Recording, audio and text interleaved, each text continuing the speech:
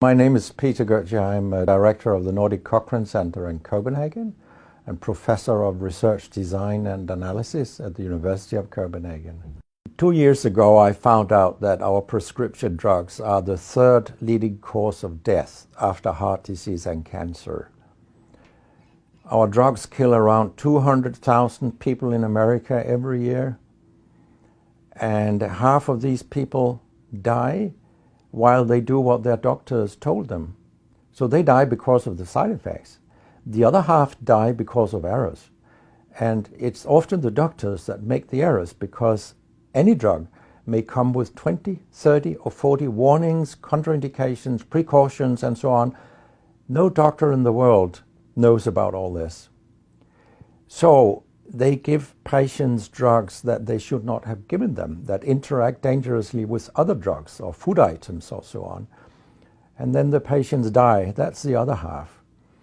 So the other thing I found out 2 years ago was that much of what the drug industry does fulfills the criteria for organized crime in US law. And they behave in many ways like the mafia does. They corrupt everyone they can corrupt. They have bought every type of person, even including ministers of health in some countries. So there is a huge amount of corruption.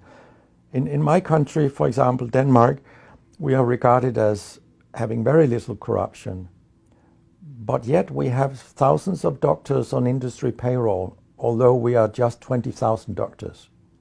So this is an effective kind of corruption. The drug industry buys the professors first, then chiefs of department, then other chief physicians and so on. They don't buy junior doctors. So when several thousands are on industry payroll, it's really, really bad. And that's why I wrote my book, Deadly Medicines and Organized Crime, How Big Pharma Has Corrupted Healthcare. I hope to convince patients not to take so many drugs, because so many die from the drugs they take. In my country, people take so many drugs that every single citizen can be in treatment with 1.5 drugs from they are born till they die. This is incredible.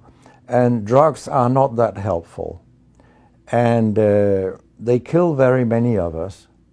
We know that. That's why drugs are the third major killer after heart disease and cancer. So what we need in the coming years is to take far fewer drugs than what we do currently. If we did that and we were careful, then we could live longer and live better lives. Because drugs have many side effects, and patients often don't realize that when they become worse, that it could be a side effect of the drug, which they continue taking because that's what their doctors tell them. So when I was a specialist in internal medicine, what I very often did was that I stopped a lot of drugs, particularly in elderly people, and it's quite revealing to see a bedridden elderly person come into your ward, and when you stop the drugs, I mean, that person becomes many years younger. And many of these drugs affect the brain, and old people tolerate that very, very badly.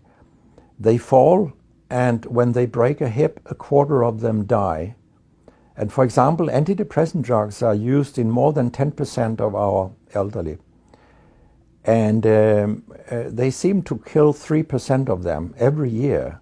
I mean, if 100 old people take an antidepressant for 1 year, 3% of them will die because they fall and break their hip. This is a huge death rate. So a lot of other drugs than antidepressants also make people fall and kill them. And they may affect your cognition, your memory, and all these things. And then they interact in ways that we know almost nothing about. Very many elderly, they take more than 5 drugs a day. And we actually don't know how these drugs interact with each other. What we do know is that all drugs have many effects in the body, and some of them interact also in their metabolism. so that you can get a too high concentration of a drug if you take other drugs simultaneously. So we make a lot of harms that we don't even recognize. I have a pretty colorful collection of things people have called me during all these years. And sometimes journalists have asked me, why do you always look up controversy? And my reply is, I don't. Controversy looks me up, because it's not popular to tell the truth in healthcare. You will get a lot of enemies, because a lot of people make money on false premises, doctors and industry alike. And our drug regulators and our politicians, they are on board on this wagon. So very few people are independent of money in healthcare.